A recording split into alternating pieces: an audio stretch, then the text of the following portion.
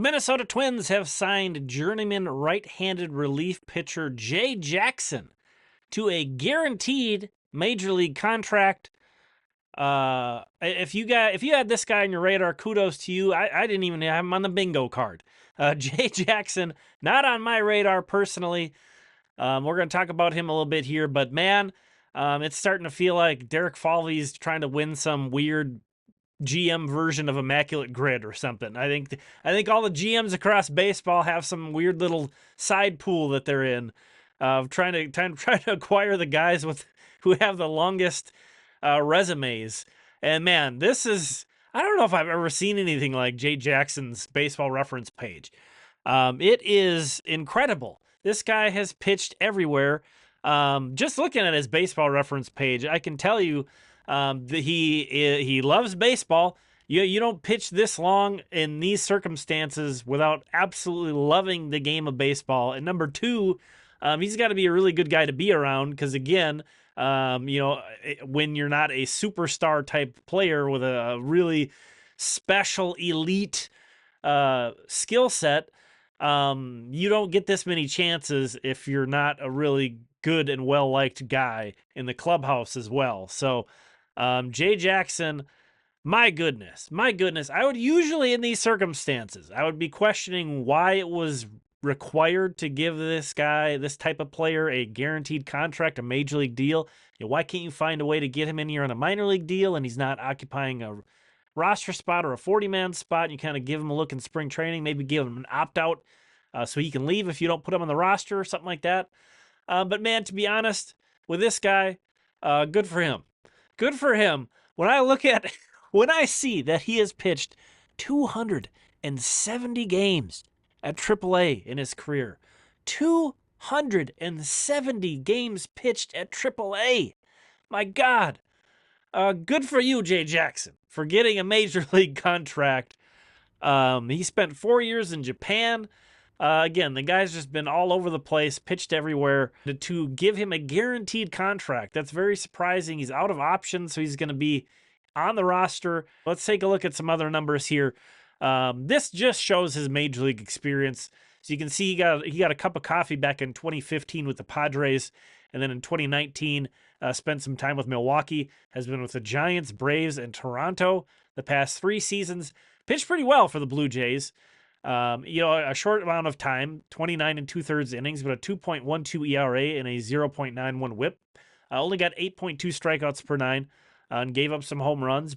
And then at the bottom, you see his pitch usage. And you can see he's really, really gone incredibly slider heavy, kind of since returning to the States from that stint he did in Japan.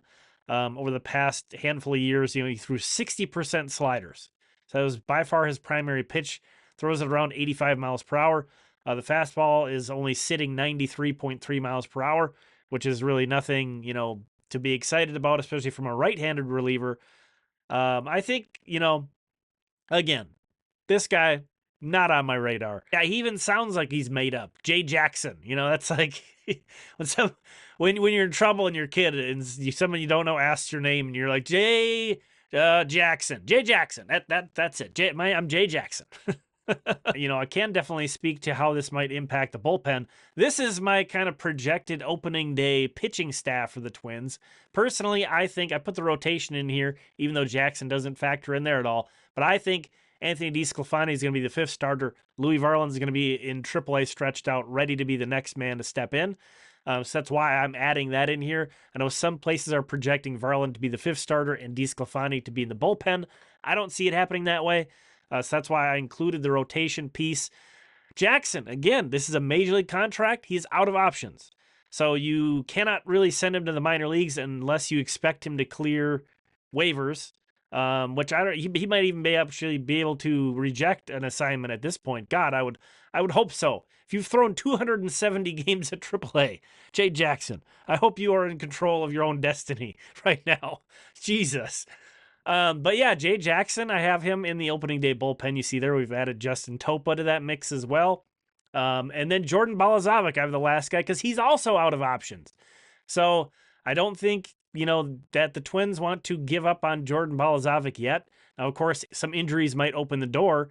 But I think that this projected bullpen I have listed is basically locked in because, most of those top guys, they're not going anywhere unless they're hurt. Then again, Jackson and Balzovic are out of options, and Funderburk is the only other lefty. Now, the Twins don't seem all that platoon concerned with their bullpen, or their rotation, really, for that matter. So maybe they'd be comfortable just rolling with Caleb Thielbar as the only lefty and then using someone other than Funderburk, but I think they would prefer to have two lefties. But as you see, that leaves the guys in AAA on the 40-man roster, which is the next column there. Varland, who we mentioned, Brent Hedrick, Simmons, Woods Richardson, Matt Cantorino, Jorge Alcala in this scenario would be starting the year in AAA, along with Cole Sands, Josh Winder, and then Daniel Duarte is another guy they claimed off waivers.